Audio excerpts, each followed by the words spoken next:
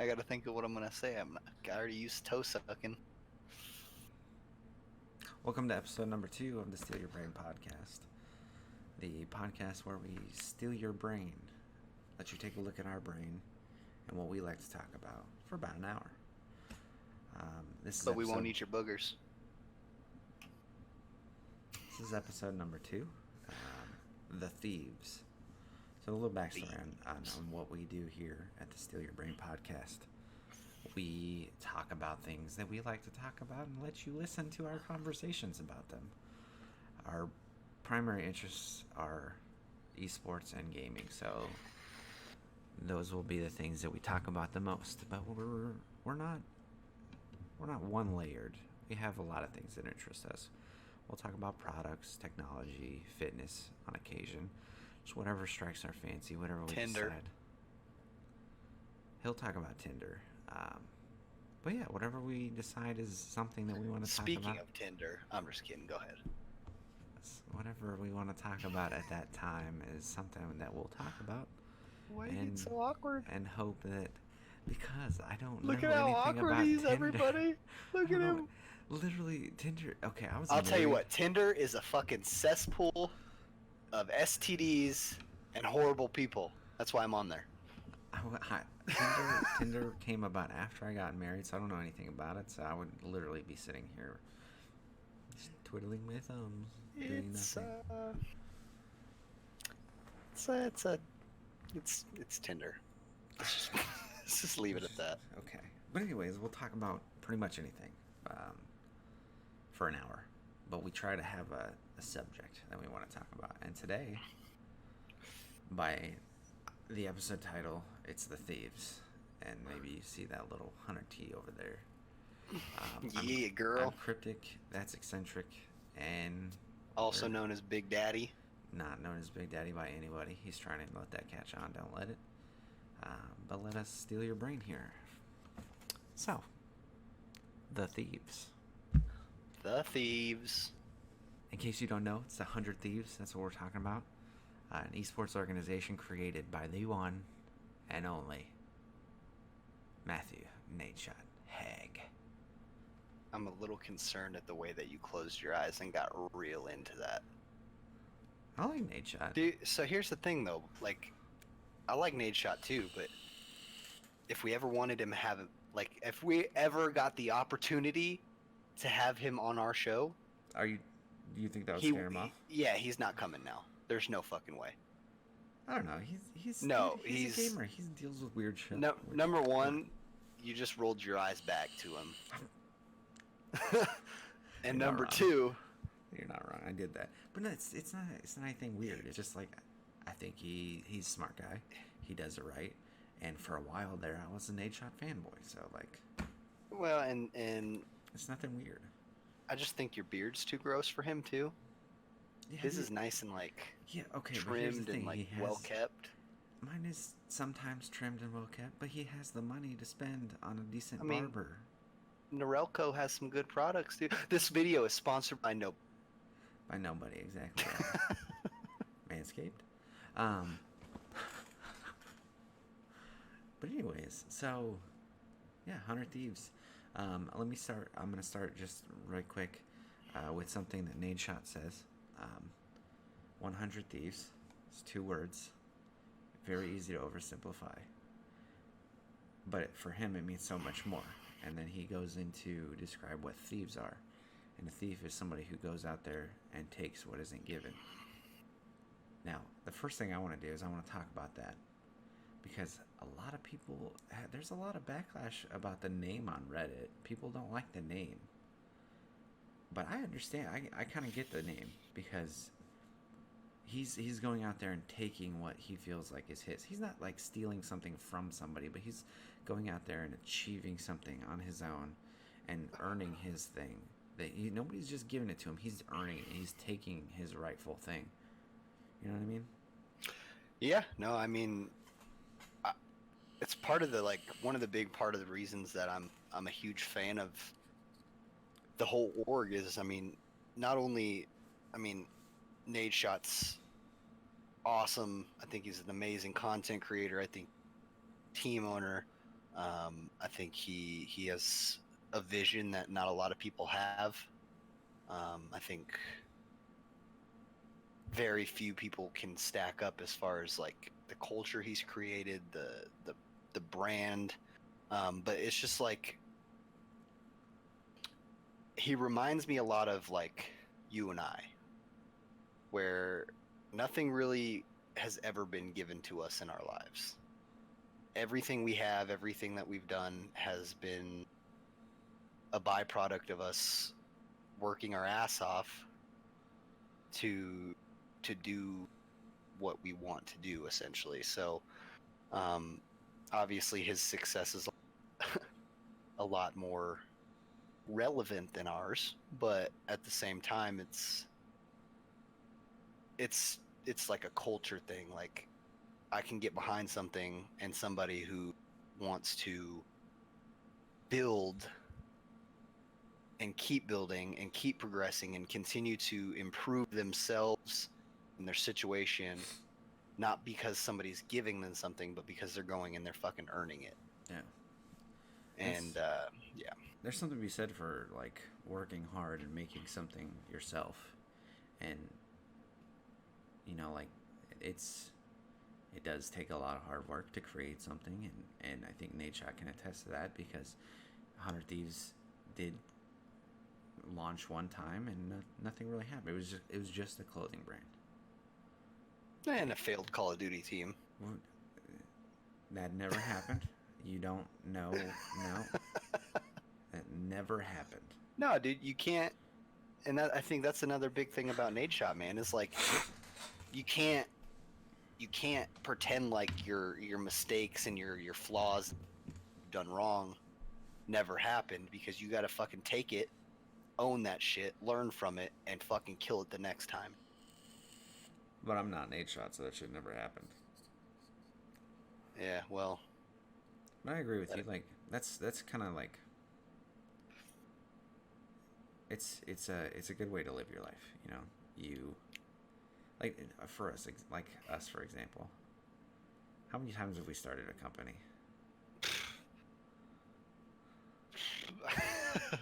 off the top of my head, I can think of 6 yeah, like completely distinct individual companies that we have started.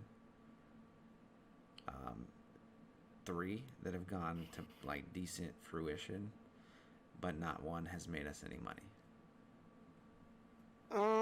yeah, well, I think if you look at like for us, we didn't know any better.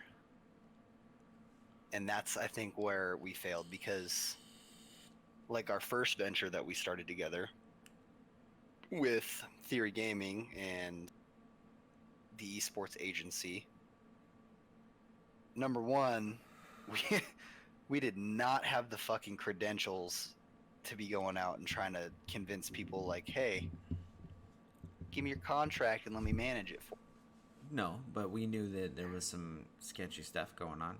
There was a need for it, and at the end of the day, it sucks because we were, I hate saying it like this, because if you're ahead of your time, you should just make it your time.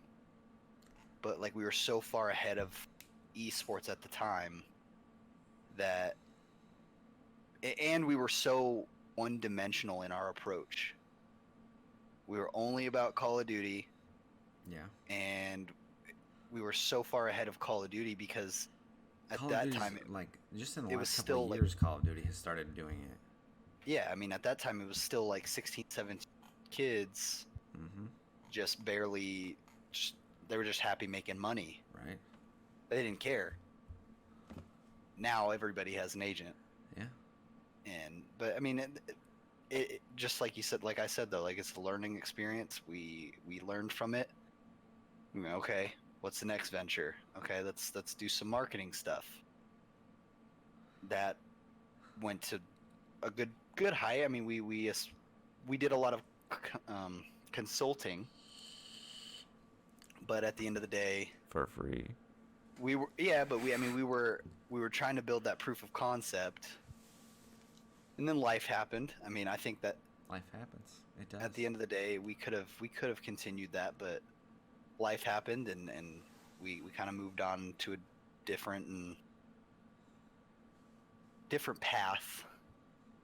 Um, and yeah, so I mean, here we are. And the funny thing is about this is like it's not even. This isn't for us to make money. This isn't for us to try to build anything. Like this is literally just we fucking talk about this shit anyways. We might as well put it on the internet and see if anybody else wants to talk with us. Yeah, I mean, we're constantly talking about like business stuff and gaming. Our interest in business and gaming is so. It's a huge part of our lives. We like business and we like gaming. So when a business is in gaming, it's a huge thing for us. Additionally, we literally don't. We talk to each other all the time. Like this is my best friend. I'm your only friend. Let's Yeah, leave it best there. friend. Yeah. So like we just talk constantly about everything, like anything. Best friend, that's my best friend. Go bitch, go bitch, go bestie. So like I'll talk to him about anything, like about what like a YouTuber, like something's happening with a YouTuber, something's going on with this company in this esport, or something's going on with this company that makes this product. So like we'll just sit here and talk about stuff for hours and hours and hours, and like there's no reason not to put it on the internet. So why not? Yeah. But let's get back to 100 Thieves. Let's jump in on this 100T.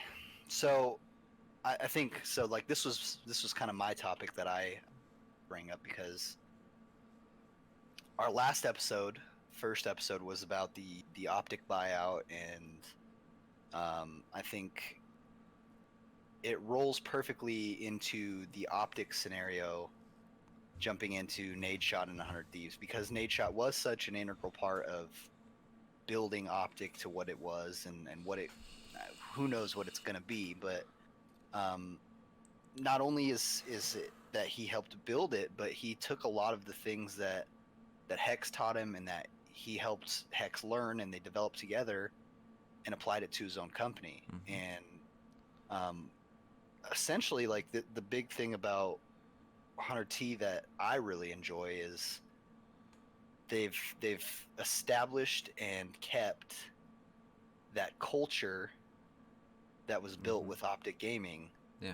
And even if things do go south with optic, where it may not exist, or it's completely diluted by Immortals, or whatever happens, it almost kind of feels like 100 Thieves is Optic 2.0. It's like it's the reincarnation of everything that Hector built in a young sprout lad named Matthew. Yeah, and that's a really good point, because Nadeshot took everything that he learned from Optic, and Like I said, yeah, was able to start a company with all of that already created and established. Yeah. He didn't have to learn it. He didn't have to go through the trials that Hex had to go through, because Hex had to build it slowly and learn what worked and what didn't work. And Nadeshot was able to go in from the ground floor and build that. So that's a huge advantage for him, number one. And number two, he's doing it well. He's doing it without really stumbling, I feel. There was the one situation, the Meteos situation, that, and like, but at the a same lot time, a lot of people had a really bad taste in their mouth with the way that the Meteos situation was handled. And even Nadeshot, he went out and made an apology video and this wrong, but I really don't personally. I was watching Nadeshot's apology video. I'm like, what the fuck? What are you apologizing for? Because you really didn't do anything wrong. And that's what I'm saying. I don't think that he did anything wrong, because at the end of the day, it's really not the community's business what goes on in an organization. Understandably, the community does want to know. The people want to understand what's happening in the organizations that they like, with the players that they like. But at the same time, it's not really they don't need to know what's going on. Like if somebody's unhappy and they want to change what like their situation, that's their right to do that, and they can do that. And you don't have to go out and put out a press release every time somebody, Well, is needing a change. and with that being said, it's like if he's voicing his unhappiness teams, why are you wrong for being like, okay, well, you want to talk to other teams? We're going to talk to other players. We're going to find somebody who wants to be here. Yeah, Regardless of if at the end of the day you planned on staying or whatever, like, especially in a game like League of Legends, the mentality of the team is such a huge game that if you can eliminate that, and I'm not calling Meteos toxic by any means, but if you can alleviate that toxic link in the team, and it might not be as good of a player, but they synergize better, and the team environment's better, you're gonna have a better overall performance. yeah, and it's not really like at the end of the day, like you said, like League of Legends is a very very mental game. It's not all about reaction speed. There is so much thinking that needs to go on, and if you have one component of your team that is just not mentally there, in the right spot, then yeah, you can throw off an entire game or an entire like team. So I agree with you. Like getting another player in there as soon as it's known that that's where they're mentally at. I don't see that as necessarily a bad thing. But at the same time, the way that Meteos handled that, he expressed his desire to look at other options, and then got mad when they said, "Okay, we'll look at other options." Mm-hmm. So you wanted it, but you didn't want it like that. I can understand his point of view, but at the same time, you did want other options. Yeah, no, it is what it is. It's long past. It is. Now they got a lot more, a lot more. But yeah. Back to like 100 Thieves. I mean, I think the best way to just kind of break this down is just like chronologically, like the inception of 100 Thieves. At first, I'll admit, like I was one of the skeptical people about it. I was like, like, hey, Shot, you're a content creator. Like, let's back up a little bit, and then all the shit with the freaking aches and the failed Call of Duty team, and that was just like, okay, well, that kind of proved my fucking point there. And then it kind of just went off to like this whole like nothing. You don't hear anything from them at all, and then out of nowhere he starts super nice clothing. I wish I had every single freaking pair or every single set of everything. The way I look at it is he went into it, like as far as the Call of Duty team, it seemed like more of a he jumped before he looked. He was ready to go, and he had some people that he knew from back in the day when he played, and they were like, "Yeah, I'll be on your team. Let's go." But that doesn't necessarily make for positive outcome. Like you're not always gonna have the best outcome when it's people that you know or that you've become friends with. Sometimes you need to take a step back and get the right plan in place before you go forward, which I think is what he did with like when he went on to LCS franchise. And that was like kind of when I was like, okay, full steam ahead, toot, let's go. Because I mean, before franchising and before 100 Thieves came into the scene, I was kind of in that weird like stage of like, I really don't care who wins. Let's just get some decent international appearances there.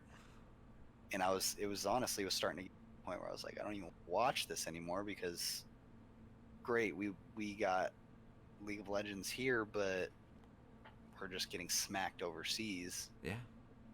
And then I don't know, like having 100 Thieves come into the scene was kind of a nice breath of fresh air. Like, okay, so let's take our Call of Duty roots And back in 2004 or whatever it is. Maybe before that, I don't know. when we Yeah. started Call of Dutying, Literally Call of Dutying at the very beginning. 2003. Okay, so we take our Call of Duty roots into we had adopted League at that point. Like with the release of these jetpack games, that's when we were just like, let's not do this. And so we adopted League, and we were like, okay, let's push forward. So we got to take our Call of Duty roots and somebody that we had followed and supported and been a part of their community and the Optic community, and push it to the game that we've been so invested in with League. And now I get to support this person again, but in the game that I've been watching. Yeah. And so it was really cool for me. I was like, like definitely getting the jersey as soon as it drops. And it was, I don't know, it's awesome. Like it's been a roller coaster already, and it's that's the best part about gaming. Yeah, and I think the big thing about it is he brought a new perspective, because Call of Duty is like arguably a much more. It's like a hype beast game. It really is. It's got a lot of hype beasts, and it was almost like a hype beast organization coming into kind of it was like imagine an NFL team going into golf. It's how it seemed to me. Like you have this organization that is like has loud fans, has loud clothing, has a loud brand, and they go into a kind of subdued culture, and they just kind of shook it up. They shook it up, and I think it went well for them. Like I think they started it off right.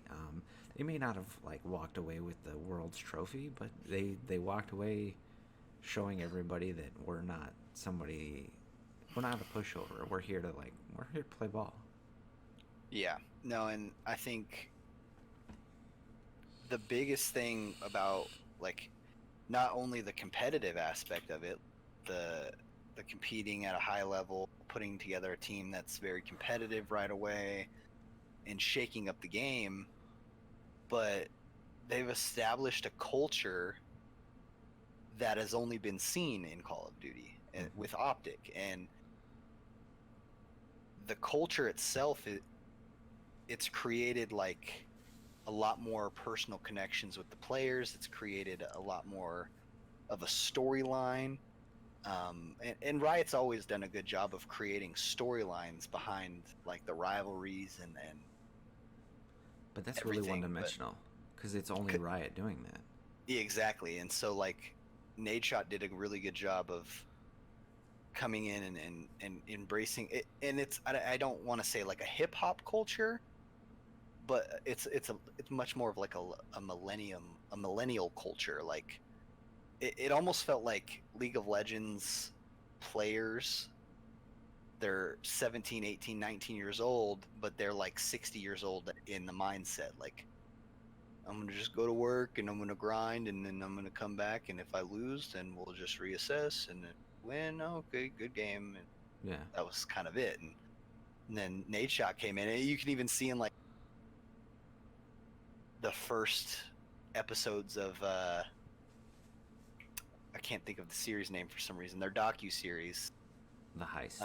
The Heist, yes. In the first few episodes of The Heist, where he's like, yeah, we won! And they're like, yeah. And Nadeshot's like, I need more from you guys. This is not gonna work. But like even like you kind of see it in like the videos now where like Afromu, for example, like in the beginning he was just kind of like, he was Afromu, just like, yeah, that's great, we won. Now he's a little bit more out of his shell and a little bit more, and not one team cannot completely shake the entire League of Legends culture to an extent that like it's gonna just completely change the way everybody views it, but it does give a lot more culture behind it, and it's awesome. I Yeah, like it a lot. and that's the one thing. Like when we talk about culture, it's more like it's not necessarily like traditions or anything like that. It's a mindset. You have to I almost feel like in League of Legends, like I don't have a reason to care. Like I don't have a reason to care why, like, if this team wins or not. I don't have a reason to care if this team has new players or who this player is.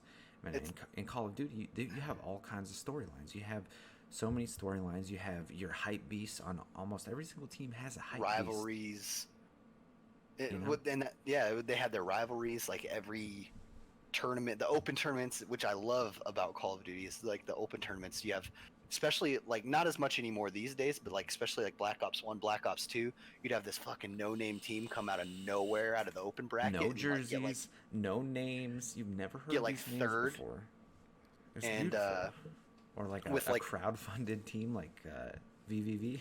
yeah, it was cool with like League, or what was cool with League back then is like there was a lot more personality behind it because there was a lot less money and a lot less sponsorship and a lot less like treading on eggshells type deal.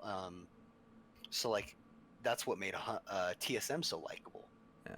Is you had like the Dyrus and the odd one and Reggie and Especial and Wild Turtle, and these dudes are putting out content, and like even before them, like with with like Rain Man and like Chaos and the storylines that were built with those people and the amazing, it's just like they were the only team that was pushing content that was really pushing a culture, day life.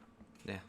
They were the originators of like League of Legends having culture behind it. Yeah.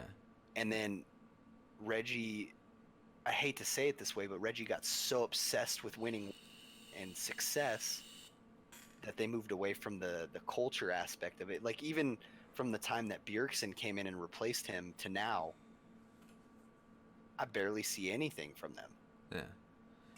And honestly, I feel like that's part of what's wrong. Like, I'm not saying that League of Legends is doing it wrong, but I feel like that is something that is kind of wrong with the League of Legends scene. You don't have.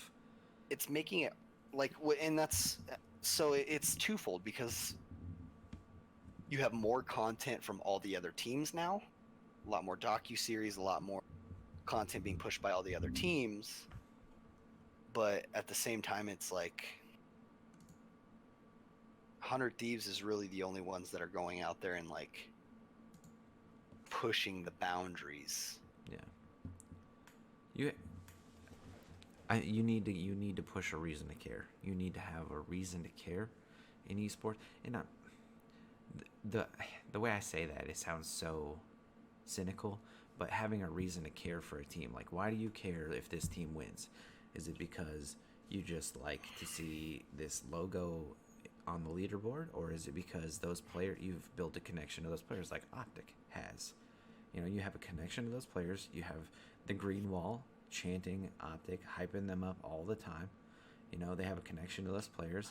So when they go and just smash people, people are standing up in the seats. People are standing up at the consoles, throwing down their controller, saying, "Yeah, you suck, you choked." You know, that's a game. You know, Yeah. and that's why you have people doing touchdown dances in the NFL. You know, you have that enjoyment from everybody. Everybody gets that, and if you create a culture of connection with the fans, then you can create I feel like you can create a successful organization by creating that culture, establishing a culture and a connection with your fans. And it's funny too because like Riot says like the reason they do like sound boost is because they want to continue to allow the players and the fans to be connected and whatever else, but like it's I've never been to an LCS event, but from everything you see on the docu-series and Riot broadcasts and like that, really like the only like fan interaction you're getting is they slap their hands at the end like, yeah, we won, and then they do like a fan signing at the end of the day, and then like, okay, Yeah, that's it. yeah. So it definitely like Nade Shot coming in and kind of giving people a reason to root for them. And I mean, I think he approached it so perfectly. He's like, look, I'm not telling you to not root for your favorite team. I'm not telling you guys to accept me right away, but all I ask is that you guys give me the opportunity to prove to you that we're here for the right reasons. We're here because we want to be here, not because we want to make money. And this is something that we at 100 Thieves really want to push, is like, come join the culture, join the movement, be a thief. Yeah. And I am. I'm one of them. Yeah, you think so? I mean, yeah. I mean, I don't have the jersey, but yeah, I'm one of them. You ain't real. So, let's move on. Let's fast forward a little bit away from LCS. Yeah, I mean, they picked up their Call of Duty team this year. The second iteration of the Call of Duty. That's, in your words, the first. The only Call of Duty team.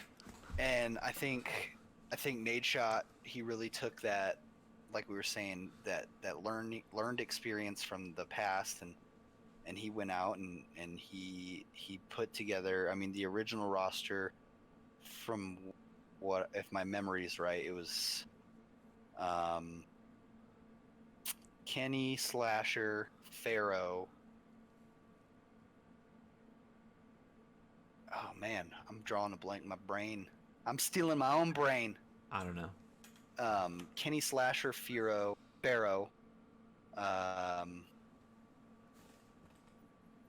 Man, why is my brain hurt? Enable. And Is it Octane? No, Octane came on after. Octane came as a loan from FaZe. I think Priesta, maybe. But regardless.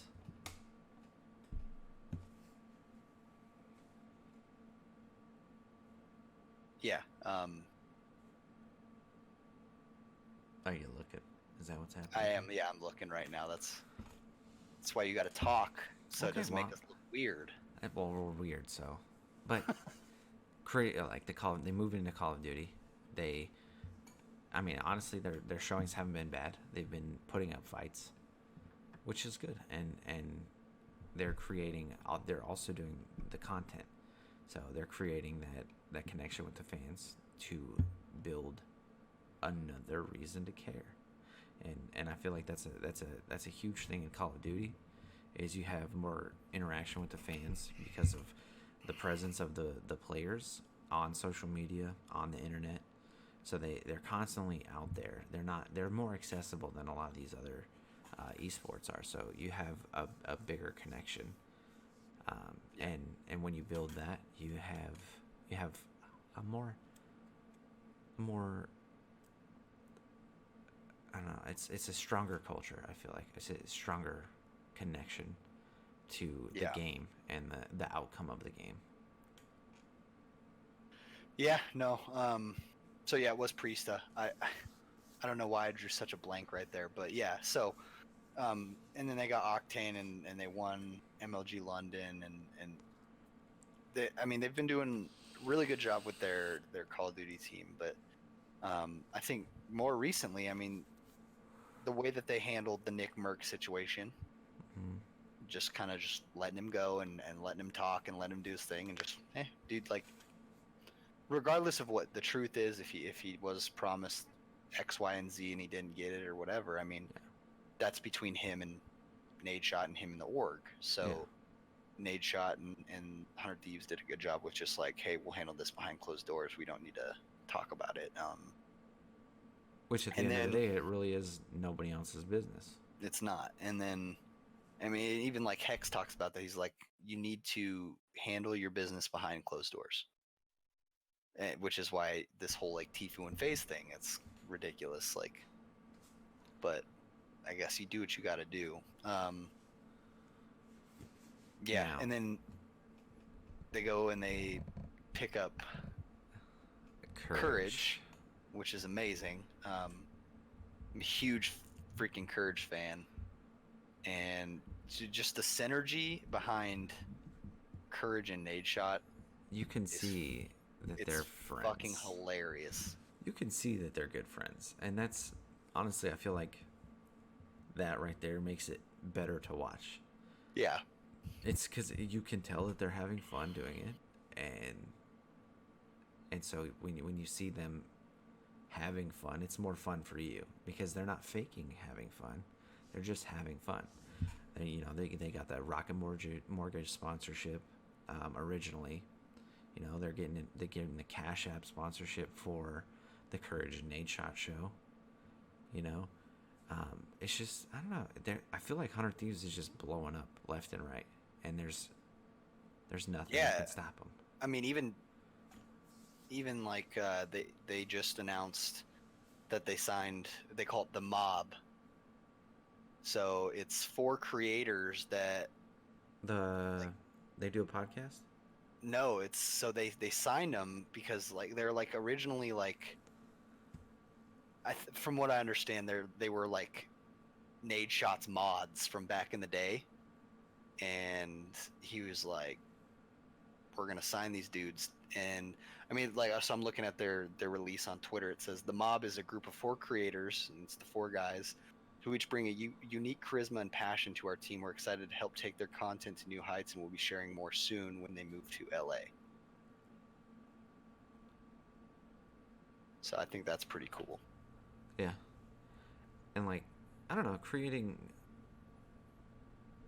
He's building his brand, and he's reaching out farther. Um, and I don't think he's doing it too fast either. Like because a lot of organizations they can overreach. Cough, infinite cough.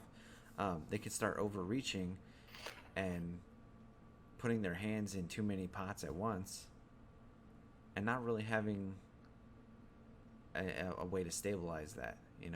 He's branching out in stable ways because he's not really doing too much at once because these people are already doing this thing that they're doing, and now they just have maybe 100T attached to it. So it's a way for them to kind of have a bigger brand, a wider reaching brand, but not not selling themselves to not not even I don't even know what I'm trying to say at this point. They're not like throttling themselves too much. They're not like It just feels stifling like, what they can do. oh man, it just feels kind of like in the last couple months they've just kind of, it Fucking feels like exploded. they've been pushing it to the next like level. So, and even like when Nade Shot first got the League of Legends, he was talking about how he doesn't want to overdo it. He wants to focus on the League of Legends side first and make sure that they build that infrastructure and make sure that that's in the right place. And they did And for an and you can entire year. and you can There was see that that's nothing but exactly what he did. yeah. He built the League of Legends infrastructure. He focused all of his players were happy, the coach was happy, everybody around the entire org was good. He put the right support staff in place, and once he felt like that was good, bring in Call of Duty. I mean, they tried the whole Counter-Strike thing, and that went well. But then they brought in the Call of Duty team, and he made sure that that infrastructure was good and that the players were taken care of. Yeah. And now he's doing his content again, bringing in Courage, and he's bringing in Valkyrie, and he's bringing in the Content House LA and Cash App and the Nade Shot and Courage show and Self Made and now the Mob, and he's tackling everything one beast at a time. So it's like, okay, let's bring in the league team. Okay, they're good. Now let's bring in COD. Okay, they're good. Now let's bring in content creators. Okay, we got some dope content creators with Courage and Valky, and I mean they have Noah J.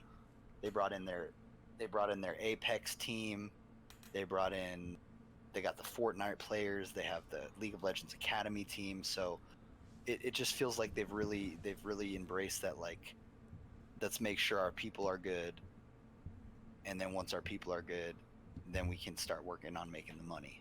Now, And that's something that I really like, is like making sure that, because if it's the same, it can be applicable to real world companies and gaming.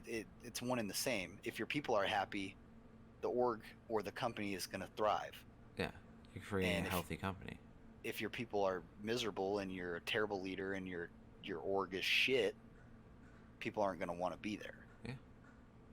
Now, you said something that we've talked about before, and then I want to talk about it again. The 100 Thieves Content House, LA. Yep. Let's talk about that a little bit. Okay. So, Nadeshot, when he was first introducing the 100 Thieves Content House, he made sure that everybody emphasized LA. Yeah. No, and this kind of ties into our last video with the Optic buyout. 100 Thieves just opened up for another round of investment. Optic Gaming just got sold to Immortals Gaming Club. And it's no secret that Hex and Nadeshot are amazing friends. So, I'm not going to say I think that this is going to happen, because I've learned with fucking Hex, never expect anything. Who knows? Yeah, but I think a very plausible thing that can happen is Nadeshot goes, "Hey, Hex, bro, I know your shit just got fucked. Come join 100T as a content creator." Because if you don't recall, when he was on Selfmade, Hex was like, "Hey, if I were you, I would have just stayed a fucking content creator, made my money, and chilled." Like, so I wouldn't be surprised if Nadeshot was like, "Hey, Hex, be a content creator. Oh, that house that you got all your OGs in with Big Timer and Hitch and all them, we'll take the bill on that. Send it over. We'll start paying the bill on that. That's now the 100 Thieves Content House Dallas. All your guys, send me their contracts. We'll review them with our legal team. Now they're 100 Thieves." And they basically just kind of absorb that The the entire content team, the content piece behind Optic Gaming. Now, obviously, we run into, like, there could be legal stipulations with, like, no competes and whatever else with the content creators and the selling of Infinite to Immortals, and I mean, there's all that tricky shit that starts getting involved too. We but also at got the to same think time, about it. like, Like, they're all there's- individual content creators. They're all creating their own content. They're not creating Optic content. So I think if there is a no compete, that it's only probably going to be maybe 3 months, 6 months, something like that, where they can't create content under another team's banner. Which, okay, they can continue to create their own content, and then as soon as their no compete runs out, okay, 100T, what's up? Mm-hmm. And so I'm a firm believer that if Hex were to go anywhere that isn't Optic, it would be 100 Thieves. Yeah, I agree. And where Hex goes, the minions follow. You're not wrong, and that's one big thing about when he was on Selfmade with Nadeshot. That's Nadeshot's podcast for business people and entrepreneurs. He was talking about, if things don't go well over there, you always got a place over here on the dark side at 100 Thieves. And immediately Hex said, "Oh, you're not the dark side. You'll never be the dark side." Yep. So, like, it's there's not. I don't think that's off the table at all. And, like, there's no way that's off the table. I 100% agree with you. That's something that could happen. I'm not saying it will happen either, but it's definitely not something that's off the table. I think that's one option that he would consider. Well, and being friends, and you continue to see, like, Hex even said blogs, like, all the time. regardless of what happens with this buyout and with Infinite and Immortals, I have good news either way. Yeah. So either he is gonna be able to continue to do what he's been doing, and or more at Optic under Infinite or Immortals, You or don't say them potty words. or he's gonna be doing something else. And Yeah. like honestly, from Hex's history, like if he says it's gonna be good, I'm It's not gonna gonna be doubt good. it. I'm not gonna doubt it. Yeah. He's not one to put I out think bad. it goes one of, in my opinion, three ways. One of three ways.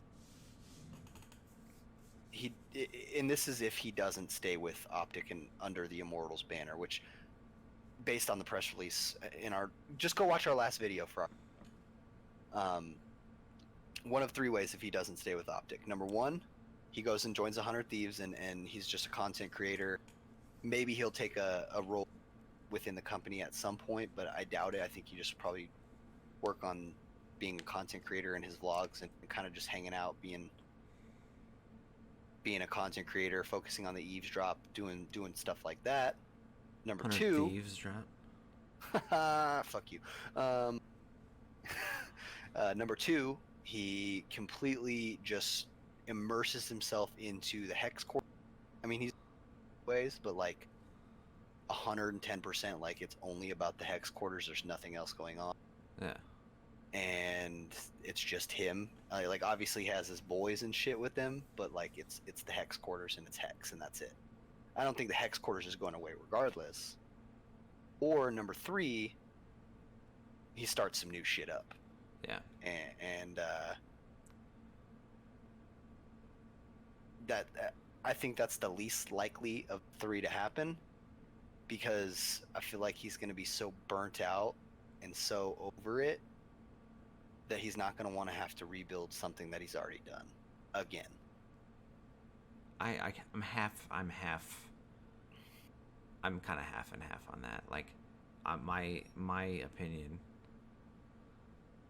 That there's a cat behind you. That's a cat. Yeah, that's a cat. So, in my opinion, you have his most likely. I feel like his most likely course of action is going to be just washing his hands of Optic, being like, "You guys didn't want me. I know when I'm not wanted. I'm gonna go do hex things." Yeah. I think that's his most likely next step if things went bad at Immortals. And then I think him joining 100 Thieves and starting his organization are exactly the same chance. Like, they're both right there, because he's either going to start his own thing and just do it big and do it only himself, or with the right group of investors that only he met with and he decided the terms for. Yeah. Or he's going to go full in to 100 Thieves and just try to, for lack of a better word, stomp on everything that was taken from him. Yeah. Which I don't want to say that he's not a vindictive person, but I feel like he would stomp on what was taken from him to the ground. I was just about to say the same thing. Like, I don't feel like Hex is the kind of person that like holds grudges on people, but at the same time, like, I feel like if you wrong him, you're dead to him. Yeah, like this is his life's work, man. This is his baby. You took it from him, like. And you're he sold it and he, but here's the thing about that. I also feel like he sold it under false pretenses. Like, I don't think they held up their end of the bargain. Absolutely not. So, yes, he sold it willingly, but at the same time, I feel like they lied. Yeah, no, I completely agree with you. Well, I think we can wrap it up there. Unless you have Yeah, anything else you want to. I mean, I feel like this episode was just kind of all over the place, but It and we're was. just that's kind of what it is. We're not claiming to be professional talkers by any means, and obviously This the episode is. It's how our will get better. conversations But go. we literally just talk. We're having our normal conversations just on the internet. What I will say is just to kind of like summarize. 100 Thieves is badass.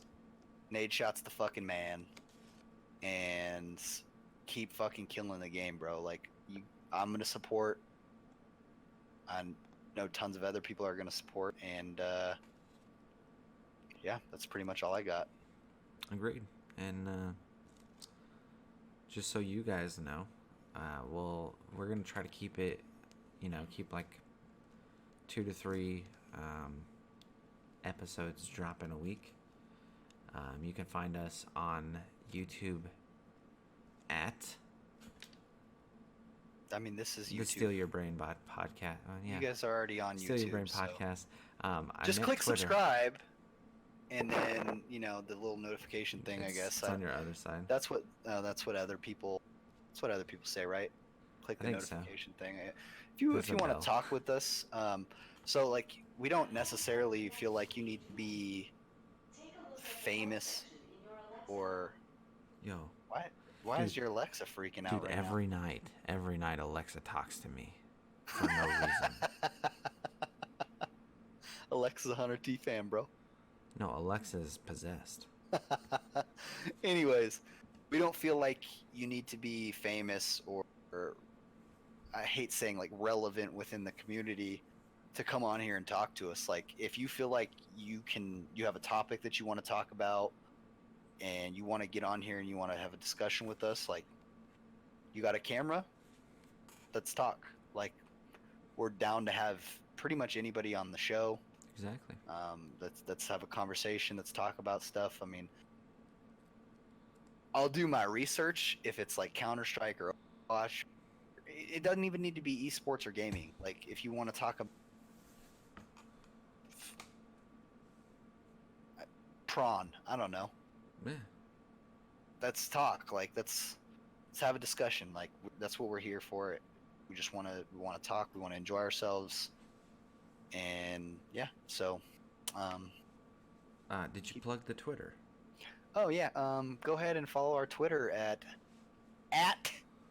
SYB _podcast. It'll be in the link below as well. So give us a follow. Tweet at our faces. And that's probably the best spot to hit us up for maybe coming on here and saying words with us. So don't be frightened by his beard. I know it's gross. it's not scary. They're not going to be near me. They're going to be on the internet. I'm going to be on the internet. But nobody cares. I don't even really like getting on here with you with that face. So. You're just such a judgy guy. All right, we'll catch you guys next time for episode 3 of the Steal Your Brain podcast. Bye, booger flickers. Deuces.